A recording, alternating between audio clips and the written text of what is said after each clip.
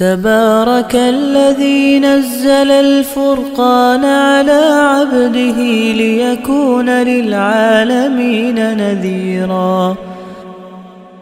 بسم اللہ الرحمن الرحیم. قل هو اللہ احد. کہہ دو کہ اللہ ایک ہے. اللہ الصمد، اللہ تعالیٰ بے نیاز ہے.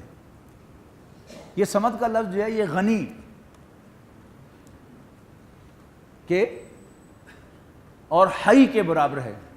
یعنی کہیں ایک ہی حقیقت ہے جس کو کہیں الحی القیوم میں کہا گیا کہ اللہ تعالیٰ تو از خود زندہ ہے اور باقی پوری کائنات کو وہ تھامے ہوئے ہیں. جب تک اس کی توجہ رہے گی تو یہ کائنات ایگزسٹ کرے گی، اور جب وہ اپنی توجہ کو اٹھائے گا اٹ ول ایگزسٹ نو مور. تو وہ کیا ہے؟ حی اور قیوم.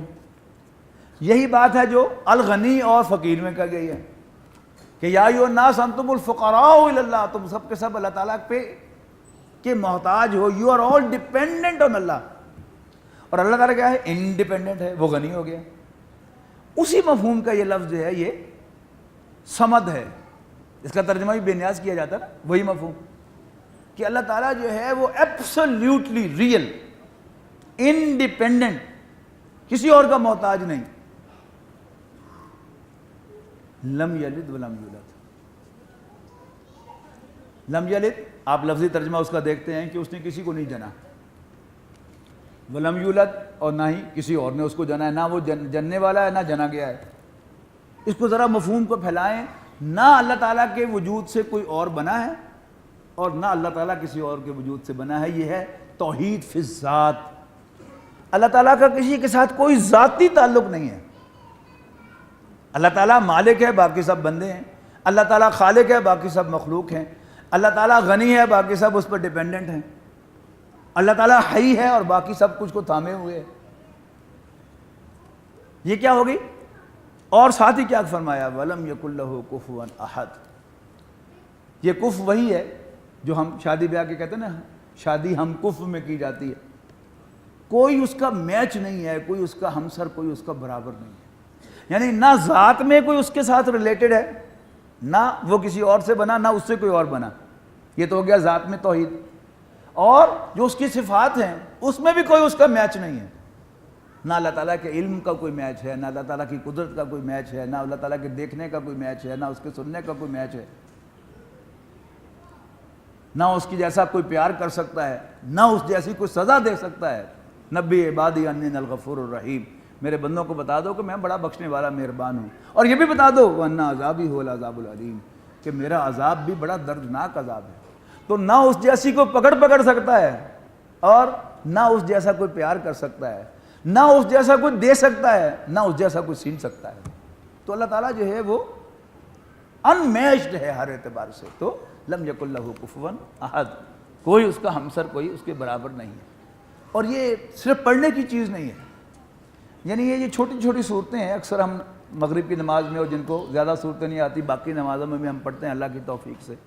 یعنی کبھی کبھی ان پر تھوڑا سا غور بھی کرنا چاہیے ہمیں. تو بڑے عظیم خزانے ان صورتوں کے اندر اللہ تعالیٰ نے رکھے ہوئے ہیں. بس صرف غور کریں تو ایک انسان حیران رہ جاتا ہے. اور انسان کی زندگی میں ایک تبدیلی آ سکتی ہے کہ یہ کہاں میں کھے کھا رہا ہوں، یہ کہاں میں دھکے کھا رہا ہوں. میرا تو رب ہے، اس کا کوئی میچ نہیں ہے، اس جیسا کوئی نہیں ہے. میں اسے کیوں نہ پکاروں؟ اس کے خزانے تو انلمیٹڈ ہیں. میں اس کو کیوں نہ پکاروں؟ میں اس سے کیوں نہ معافی مانگوں؟ میں اس کی کیوں نہ سنوں؟ بسم اللہ الرحمن الرحیم. اللہ تعالیٰ کے تعلق کے بہت سے تقاضے ہیں. سب سے پہلے اللہ تعالیٰ کو اپنا رب مانا جائے، اسی کے سامنے ہاتھ پھیلایا جائے، اسی سے ڈرا جائے، اسی پر بھروسہ کیا جائے، اسی کی بات سنی جائے، مانی جائے، اسی کے لیے اپنی جان قربان کی جائے. غلطی ہو جائے تو اسی سے معافی مانگی جائے. یہ جو جمعہ کا خطبہ ہوتا ہے نا، وہ یہی ہے. الحمدللہ نحمدہ ونستعینہ ونستغفرہ ونؤمن بہ ونتوکل علیہ ونعوذ باللہ من شرور انفسنا ومن سیئات اعمالنا. تھوڑی سی عربی اگر ہمیں آتے ہو تو ہفتے کے بعد صرف ہم یہ خطبہ سن لیں تو انشاءاللہ ہمارا ایمان تازہ ہو جائے گا ایک ہفتے بھر کے لیے. کہ ہم ساری حمد اللہ کے لیے، ہم اسی کی حمد کرتے ہیں، اسی سے مدد مانگتے ہیں، اسی سے بخشش مانگتے ہیں، اسی پر ایمان رکھتے ہیں، اسی پر بھروسہ کرتے ہیں. اور اسی کی پناہ مانگتے ہیں ہر قسم کی برائی سے، نفس کی شرارتوں سے۔ دعائے قنوت کیا ہے؟ انا نستعینک ونستغفرک ونؤمن بک ونتوکل علیک ونثنی علیک الخیر ونشکرک ولا نکفرک ونخلع ونترک من یفجرک۔ کبھی پڑھ کے تو دیکھے ترجمہ اس کا، ایک دفعہ ذرا شعور کے ساتھ پڑھ لے تو شاید زندگی بدل جائے۔ ایسی زبردست چیزیں اللہ تعالیٰ نے ہمیں دی ہوئی ہیں۔ آخری چیز کیا ہے؟ میں کہا کرتا ہوں لیکن آج کوئی بہت سے لوگ نئے ہیں، ایک بات اور عرض کر دوں کہ ایسا معلوم ہوتا ہے کہ ان کی آسانی کے لیے، ورنہ جو لوگ پہلے سے آتے رہے ہیں تو سنتے رہے ہیں مجھ سے، کہ قرآن مجید جو ہے یہ شہری زبان میں نازل نہیں ہے، یہ دیہاتی اور قبائلی زبان میں نازل ہوا ہے۔ شہر کا بڑا جو ہوتا ہے وہ سرمایہ دار ہوتا ہے اور وہ بس سرمایہ کا بندہ ہوتا ہے، اس کا کوئی ملازم 80,000 روپے کا غبن کر لے، حالانکہ بڑا پتی ہوتا ہے خود، تو وہ کہتا ہے اس کے گھر والوں سے کہ تمہارے بندے نے 80,000 روپے کا غبن کیا ہے، 80,000 روپے دے جاؤ اور بندہ لے جاؤ، ہم ورنہ پرچہ کٹا دیں گے۔ اس کے مقابلے میں فیوڈل لارڈ، گاؤں کا چودھری، وہ لارڈ اس کے لفظ میں آتا ہے نا، اس کا لارڈز ایٹیٹیوڈ ہے کہ اس کا جب پتہ چلتا ہے کہ اس کے کسی نوکر نے چوری کی ہے، کمی نے، جو اس کا غلام ہوتا ہے، وہ صرف اس کو سمن کرتا ہے، آؤ ادھر، اور اگر وہ معافی مانگتا ہوا جائے، میرا سائن چودھری صاحب، بس ایک آدھ اس کو گالی دے گا، ایک آدھ ٹھڈا مارے گا، میٹر از فنشڈ۔ اور کسی مل آنر کا جنرل مینیجر، جی ایم جو ہے، وہ بھی کسی وجہ سے گرفتار ہو جائے تو بڑا تیر مارے گا سرمایہ دار کے ایس پی صاحب کو فون کر دے گا، بس آپ پہ بھوت ہے، اپنا بندہ نیا اپوائنٹ کر لے گا۔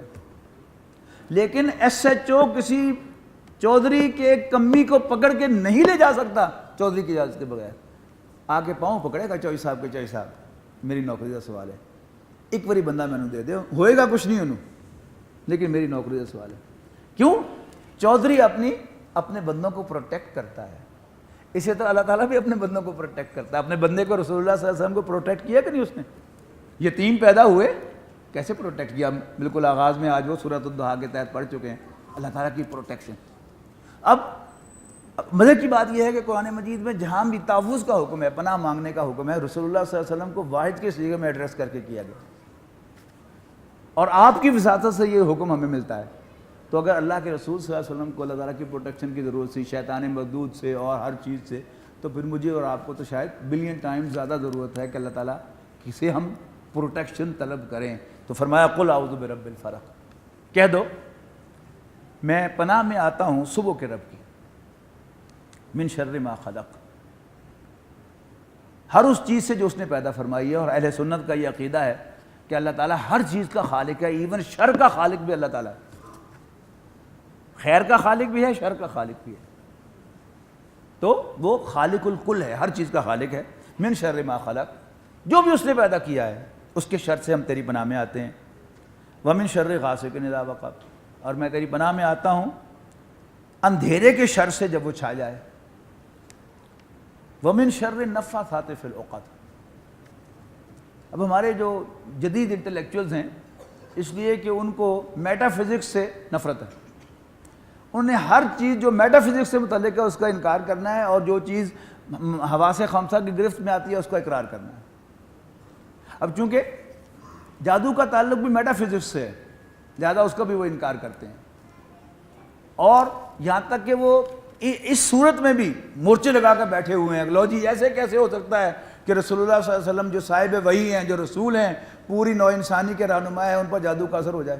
رسول پر جادو کا اثر نہیں ہو سکتا۔ ان نے کرنا کیا ہے کہ اصل میں جو ان کی ساری جو نفرت ہے، غصہ ہے، شدت ان کے ساتھ مخالفت ہے حدیث کی۔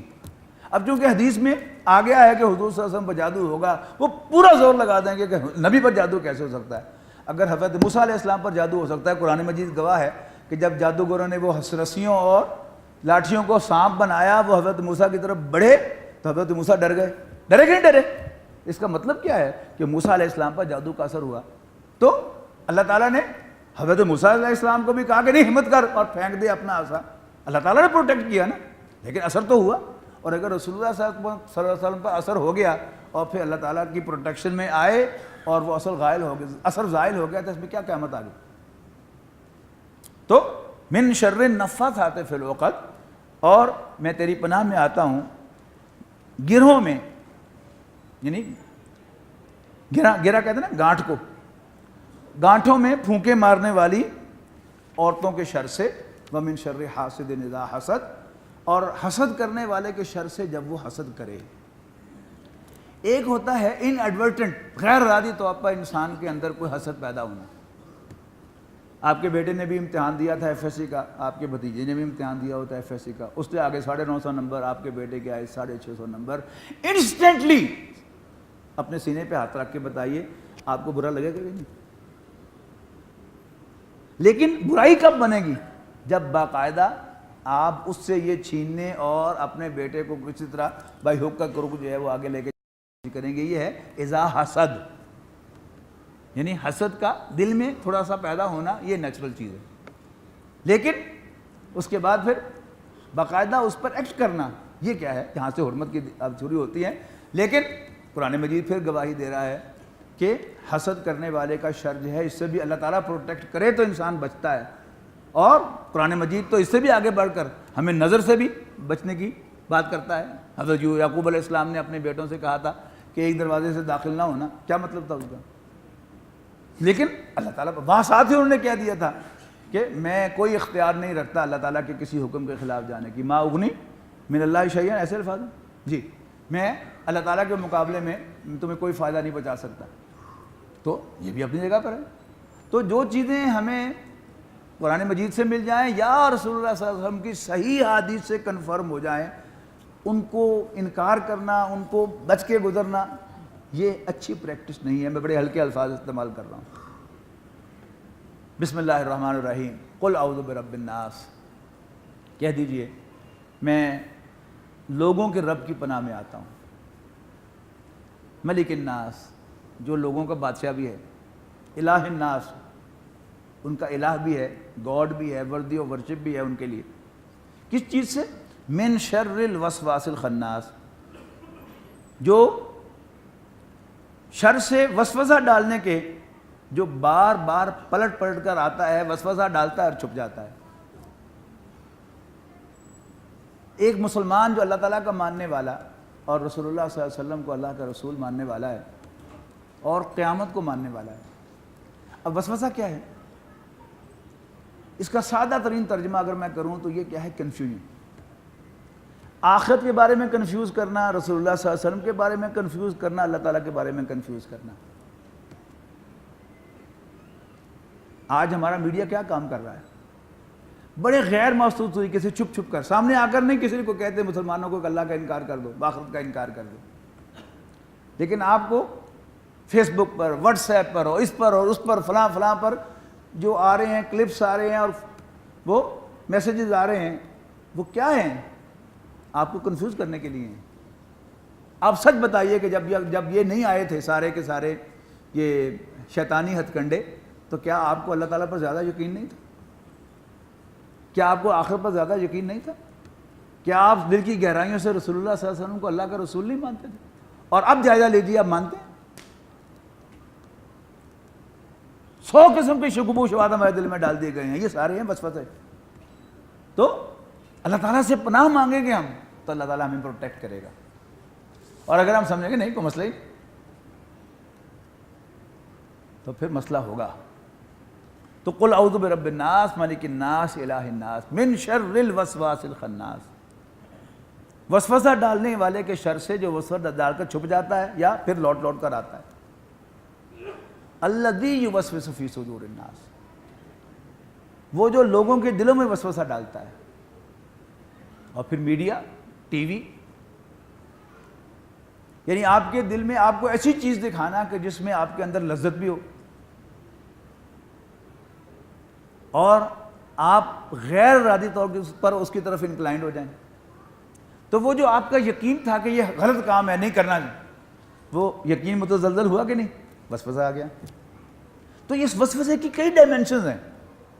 ایمان پر وسوسہ، ایکٹ پر وسوسہ، یعنی اللہ اور اس کے رسول کی بات کے بارے میں ہمارے دل میں وہ کنفیوژن پیدا کرنا کہ اٹس ناٹ دیٹ امپورٹنٹ، کم سے کم یہ نہیں حرام نہیں ہے، یہ وہ غامدی صاحب نے بتایا تھا کہ یہ حرام نہیں ہے. غامدی صاحب کا کیا, ان کا تو ہر چیز جو ویسٹ سے وہی آئے ان پر, اس کو انہوں نے صحیح ثابت کرنا ہے قرآن کی روشنی میں. دیکھ لیجیے, سب کا تجزیہ کر لیجیے. جو چیز ویسٹ سے آئے, ویسٹ میں عورتیں مرد ہاتھ میں لاتے ہیں, انہوں نے کہا نہیں اسلام میں بھی کوئی ممانعت نہیں. پردہ اسلام میں ہمیشہ سے سنتے آئے تھے, اور ازواج مطہرات کو پردے کا کہا گیا ہے, ہماری مائیں ہیں, ان کے ساتھ نکاح کرنا جائز نہیں ہے. اور پھر عام جو عورت ہے جس کے ساتھ نکاح کرنا بھی جائز ہے, اب جی بھی چاہ رہا ہے نکاح کرنے کو, اس کے ساتھ ہاتھ ملانا چاہیے. ان کو نہیں, مسئلہ کوئی نہیں. یہ سب کیا ہے, یہ ہے وہ سب وساوس کہ جو پیدا کیے جاتے ہیں. انسانوں میں سے بھی ہیں پیدا کرنے والے, اور شیطان کا تو ہے ہی کام وسوسہ پیدا کرنا. اور انسان جو ہے وہ ڈائریکٹ بھی آگے وسوسہ پیدا کر رہا ہے, اور تھرو میڈیا بھی کر رہا ہے. یعنی ایون آپ کے لیے کوئی ٹیمپٹیشن بھی ہے, یعنی آپ کو پتا ہے کہ سود حرام ہے, لیکن کوئی سودی پروپوزیشن, کوئی سودی پرپوزل جو ہے وہ آپ کو اس طریقے سے دکھائی جائے کہ آپ کا دل ڈاواڈول ہو جائے, وہ بھی وسوسہ ہے. اللہ تعالیٰ ہی بچاتا ہے انسان کو. اللہ تعالیٰ نے سیگریگیشن کا حکم دیا, مرد اور عورت کا اختلاط نہ ہو, کچھ حجاب ہو, کچھ دوریاں ہوں, تاکہ انسان حرام کاری میں ملوث نہ ہو. اب کیا ہے, اب عورت آپ کو کسی ایسی شکل میں آپ کے سامنے لائی جائے جو بہت ٹیمپٹنگ ہو, تو انسان کا دل ایمان ڈاواڈول ہو جائے. صرف اللہ تعالیٰ ہی ہے کہ اگر ہماری پروٹیکشن کرے, حفاظت کرے, تو ہم بچ سکتے ہیں, ورنہ ہمارے بس کی بات نہیں ہے. تو یہ دو صورتیں جو ہیں, آپ یوں سمجھیے کہ پورے قرآن پر last but not the least ہیں. ہے یہ کنکلوڈنگ دو صورتیں, لیکن ناٹ دا لیسٹ. ان کے بغیر چارہ کار نہیں ہے. ہم سب اس کے محتاج ہیں, اور ہمیں اس کا اہتمام کرنا چاہیے وقتاً فوقتاً. ہمیں یعنی یہ کل ہٹا کر بھی ان کو اللہ تعالیٰ کے اس حکم کی کمپلائنس کرنی چاہیے کہ یا اللہ میں بچا لا. اور پنجابی میں بھی کہیں, اردو میں بھی کہیں, انگریزی میں بھی کہیں, جس زبان میں آپ کمفرٹیبل ہیں. جس طرح انسان جو ہے وہ مصیبت میں پھنس جائے, بچا لیں میں نے, بچا لیں, بچا لیں مجھے, اس طرح ہم اللہ تعالیٰ کی پروٹیکشن طلب کریں گے تو ہو نہیں سکتا کبھی کہ اللہ تعالیٰ ہمیں پروٹیکٹ نہ کرے. تو ہمیں واقعتاً اللہ تعالیٰ کی پروٹیکشن کو بھی اہمیت دینی چاہیے. شیطان سے بھی اللہ تعالیٰ کی پروٹیکشن طلب کرنی چاہیے, اور وسوسے ڈالنے والے انسانوں اور شیطانوں سے بھی پناہ مانگنی چاہیے, جادو سے بھی پناہ مانگنی چاہیے, نظر سے بھی پناہ مانگنی چاہیے.